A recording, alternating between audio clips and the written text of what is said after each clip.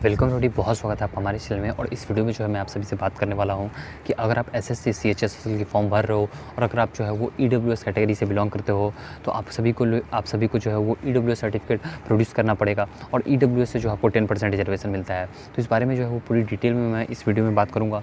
So watch इस video till and. तो इस वीडियो में मैं क्या क्या पॉइंट्स कवर करूँगा वो मैं आपको पहले बता देता हूँ। पहली बात कि आपका ईडब्ल्यूएस सर्टिफिकेट कब तक का बना होना चाहिए, कहाँ से आपका बना होना चाहिए, कौन से लैंग्वेजेस में आपका सर्टिफिकेट रहे तो अच्छा है, और फाइनली आपको डॉक्यूमेंट कब रिक्वायर्ड होगा और कुछ और भी miscellaneous point. So watch this video till and ताकि आपको जो है वो पूरी जानकारी मिल पाए। सबसे पहले बात करते हैं कि आपका सर्टिफिकेट जो है वो कब तक का बना होना चाहिए। तो देखिए यूजुअली जो है वो सर्टिफिकेट में यहाँ पे लिखा गया हुआ है, अगर आप नोटिफिकेशन के पीडीएफ को पढ़ेंगे तो वहाँ लिखा गया हुआ है कि क्रूशियल डेट से पहले आपका सर्टिफिकेट जो है वो आपके हाथ में होना चाहिए। ऐसा क्यों? क्योंकि वहाँ पे लिखा हुआ है कि आप जो है वो ईडब्ल्यूएस कैटेगरी में लाई करते हैं till form filling. Okay, means आप जो है वो जो last date of form filling जो कि 1 जनवरी 2023 है उस दिन तक जो है वो आप ईडब्ल्यूएस कैटेगरी में लाई करते हैं। इसका कुछ प्रूफ होना चाहिए आपके पास और उसका बस एक ही प्रूफ है कि आपके पास ईडब्ल्यूएस सर्टिफिकेट है। ओके, तो आप जो है वो ईडब्ल्यूएस सर्टिफिकेट एक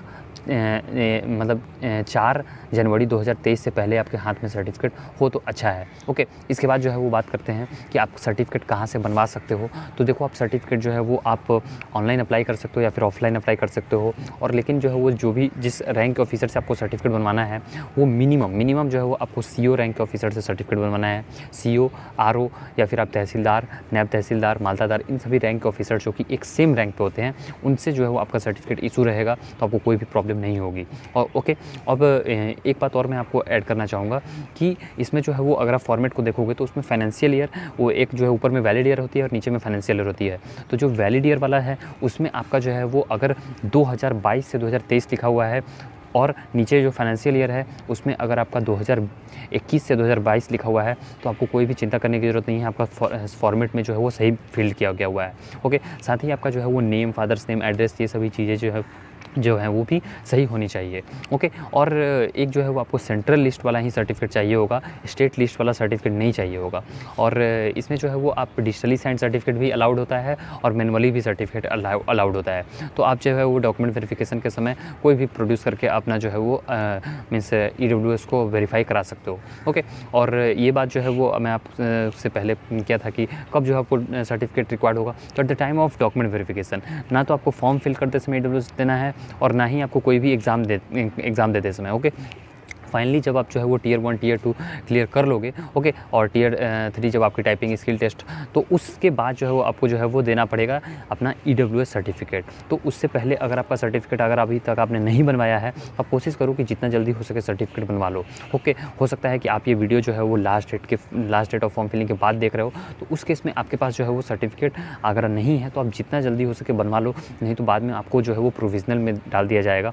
क्योंकि आप जो है वो एक वैलिड सर्टिफिकेट आपके पास नहीं है डेट का। तो इसलिए आप कोशिश करो कि जो है वो एटलीस्ट वैलिड ईयर और फाइनेंशियल ईयर वाला ये जो चीज़ है ना वो आपका सही होना चाहिए। वैलिड ईयर आपका 2022 से 2023 और जो फाइनेंशियल ईयर है 2021 से 2022 होना चाहिए। ओके, और इसके अलावा जो है वो मैं बात किया था कि कौन से लैंग्वेज में आपका सर्टिफिकेट होना चाहिए। तो आप कोशिश करो कि आपका जो सर्टिफिकेट है वो इंग्लिश लैंग्वेज में हो, क्योंकि इंग्लिश लैंग्वेज में हो सकता है कि जब आपकी डॉक्यूमेंट वेरिफिकेशन कहाँ पर पड़ेगी इसका कोई गारंटी नहीं है। ओके, लेकिन हाँ, रीजन से कुछ डिसाइड किया जा सकता है। तो अगर जो है वो रीजनल लैंग्वेज में आप सर्टिफिकेट बनवा लोगे तो हो सकता है कि जो है वो जिस रीजन में आपका डॉक्यूमेंट वेरिफिकेशन हो वहाँ के लोग वो रीजनल लैंग्वेज ना समझते हो, तो उस केस में जो है वो प्रॉब्लम हो सकती है।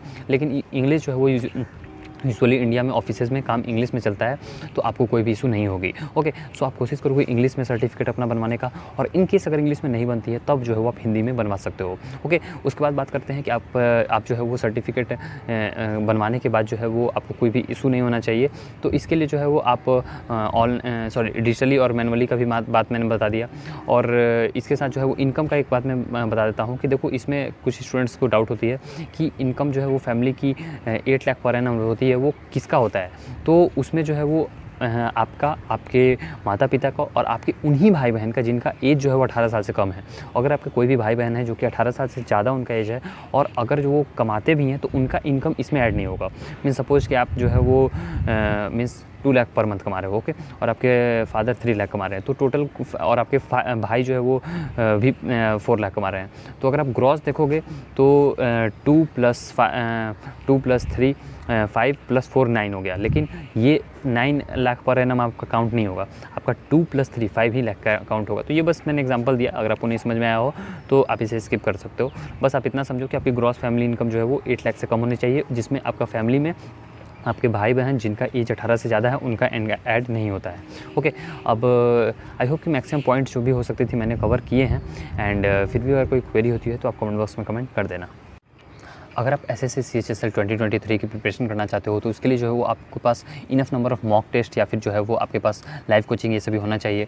तो आप जो है वो इसके लिए टेक्स्ट बुक ऐप को प्रेफर कर सकते हो, और टेक्स्ट बुक ऐप को डाउनलोड करने का जो लिंक है वो मैंने आपको डिस्क्रिप्शन बॉक्स में दे दिया है। और साथ ही जो है वो आप इसे जो है वो पास परचेज करके पूरी तैयारी कर सकते हो, ईयरली पास या फिर लाइफ टाइम पास। और इसके लिए जो है वो पास परचेज करने के लिए आप कूपन कोड यूज़ कर सकते हो, और कूपन कोड को अप्लाई करने के बाद आपको जो है वो फ्लैट 10% का डिस्काउंट मिल जाएगा। और इसमें जो है वो आप जितने भी एग्जामिनेशन उन सभी की तैयारी कर सकते हो। आपके अगर कोई दोस्त भाई बहन है तो वो भी इस ऐप से साइमल्टेनियसली जो है वो प्रिपरेशन कर सकते हैं।